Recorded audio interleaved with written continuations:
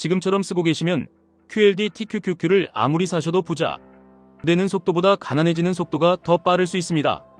이유는 단순합니다.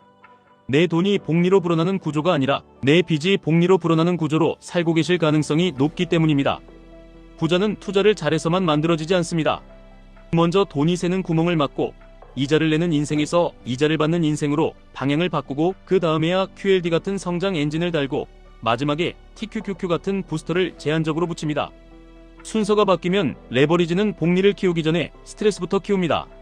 가장 위험한 착각이 있습니다. 소득이 적어서 못 모은다. 현실은 반대인 경우가 많습니다. 못 모으는 이유는 소득이 적어서가 아니라 아직 벌지도 않은 미래 소득을 이미 써버려서입니다. 카드가 대표적입니다. 이번 달에 쓴 돈이 다음 달 월급에서 빠져나가고 못 갚으면 이자가 붙고 그 이자도 다시 이자를 낳습니다. 복리가 작동하긴 합니다. 다만 내 자산이 아니라 내 부채에 복리가 붙습니다. 여기서 인생이 갈립니다. 같은 월급, 같은 능력이어도 한쪽은 매달 이자를 내며 숨이 막히고 다른 쪽은 매달 이자를 받으며 숨이 트입니다. 둘의 차이는 투자 종목이 아니라 돈 관리 시스템입니다.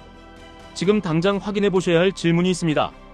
월급날 통장에 돈이 들어오면 그 돈이 어디로 흘러가는지 지도처럼 그려지십니까? 아니면 그냥 사라지십니까? 사라진다면 이미 예산이 아니라 감정이 지갑을 운영하고 계신 겁니다. 그 상태에서 QLD TQQQ를 사면 어떻게 될까요? 시장이 조금만 흔들려도 생활비가 불안해지고 불안해지면 매수 타이밍이 아니라 잠을 못 자는 타이밍이 옵니다. 그리고 결국 좋은 자산을 나쁜 습관으로 망가뜨립니다. 그래서 오늘은 딱 한 가지를 만들겠습니다. 돈이 자동으로 남는 구조. 부자들이 하는 건 거창한 테크닉이 아니라 평범한 규칙을 끝까지 지키는 시스템입니다. 먼저 통장을 하나로 쓰는 습관을 끝내셔야 합니다. 국가도 예산을 쪼갭니다. 예산이 없는 항목은 집행이 불가능합니다. 개인도 똑같습니다. 통장 하나로 살면 돈이 남을 리가 없습니다. 항상 부족하게 설계된 구조니까요. 통장 구조는 이렇게 단순하게 시작하시면 됩니다. 첫째, 고정비 통장. 월세, 대출, 보험, 통신비, 학원비, 무조건 나가는 돈만 담습니다. 월급날 자동이체로 먼저 보내고 이 통장은 쳐다보지 않습니다. 둘째, 변동비 통장. 식비, 교통비, 생활비, 이 안에서만 씁니다. 핵심은 한 달 한도가 보이는 것입니다. 한도를 넘기면 소비를 멈추는 게 아니라 다음 소비를 미루는 연습을 합니다. 셋째, 비상금 통장. 최소 생활비 3개월, 가능하면 6개월. 여기 손대는 순간 투자는 멈춰야 합니다. 왜냐하면 비상금이 없는 투자는 투자라는 이름의 생존 도박이 되기 때문입니다. 넷째, 투자 통장. 이 통장은 쓰는 통장이 아니라 돈이 일하게 만드는 통장입니다. 여기로 들어간 돈은 생활비로 되돌아오지 않게 규칙을 박아두셔야 합니다. 이 4개만 만들어도 인생의 체감 난이도가 바뀝니다. 돈이 남는 느낌이 아니라 돈이 남도록 강제되는 구조가 됩니다. 그 다음 단계는 빚 정리입니다. 여기서 자존심 내려놓으셔야 합니다. 이자가 붙는 빚이 남아있는데 투자로 이기겠다는 건 물이 새는 배에서 노 젓는 겁니다. 특히 카드 리볼빙 현금 서비스 같은 고금리라면 그건 투자 수익률로 이길 수 있는 상대가 아닙니다. 먼저 그 복리를 끊어야 합니다. 카드를 자르라는 말이 과격하게 들릴 수 있지만 본질은 하나입니다. 미래 소득을 가져다 쓰는 습관을 끊으라는 겁니다. 카드를 당장 못 자르겠다면 다음 규칙만이라도 지키셔야 합니다. 결제일 기준이 아니라 사용일 기준으로 관리하십시오. 카드값은 다음 달 문제가 아니라 오늘 문제입니다. 오늘 쓴 돈은 오늘 장부에 적히지 않으면 복리처럼 쌓이는 건 돈이 아니라 후회입니다. 여기까지가 토대입니다. 이제 QLD TQQQ 얘기를 하겠습니다. 많은 분들이 QLD TQQQ를 복리로 설명합니다. 맞습니다. 그런데 레버리지는 복리만 키우는 게 아니라 실수도 키웁니다. 구조가 없는 상태에서 TQQQ를 잡으면 수익이 아니라 멘탈이 먼저 레버리지 됩니다.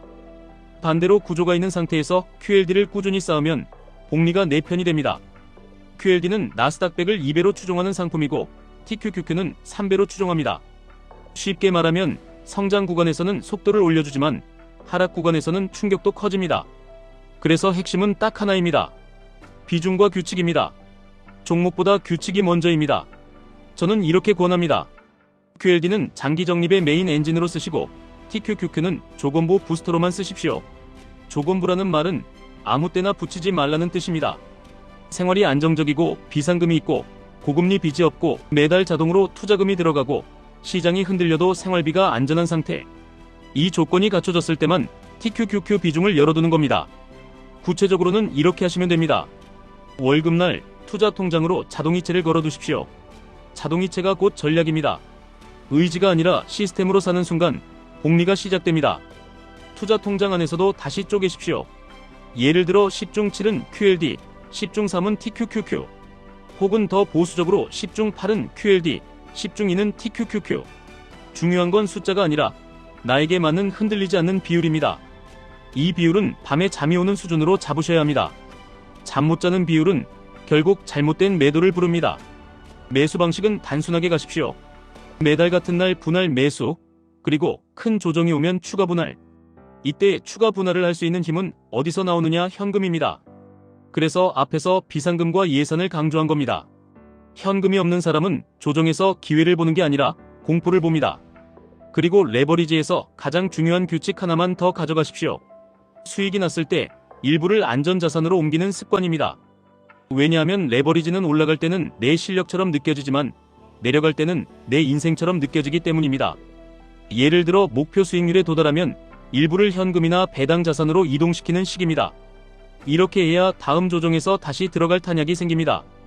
탄약이 없으면 레버리지는 한 번의 실수로 계좌를 눌러버립니다. 여기서 많은 분들이 이렇게 묻습니다. 그러면 저는 지금 당장 QLD TQQQ를 사면 안 되나요? 사셔도 됩니다. 다만 순서를 바꾸지 마십시오. 투자보다 먼저 카드와 예산부터 정리하십시오. 투자 금액이 크고 자금이 핵심이 아닙니다. 투자 습관이 살아있느냐가 핵심입니다. 월 10만원이라도 자동으로 들어가고 빚이 줄어들고 비상금이 쌓이고 소비가 예산 안에서 통제되면 그때부터 복리는 이미 시작된 겁니다. 또 이렇게 묻습니다. 시장이 무섭습니다. 떨어지면 어떡합니까? 떨어지는 건 정상입니다. 문제는 떨어짐이 아니라 떨어짐을 견딜 준비가 없다는 겁니다. 준비는 예측이 아니라 구조에서 나옵니다. 비상금이 있고 고정비가 통제되고 투자금이 생활비와 분리돼 있으면 하락은 공포가 아니라 할인입니다. 그때부터 QLD TQQQ는 위험한 도박이 아니라 계획된 성장 도구가 됩니다. 또 이렇게 묻습니다. 저는 이미 빚이 있는데 그래도 투자로 빨리 만회하고 싶습니다.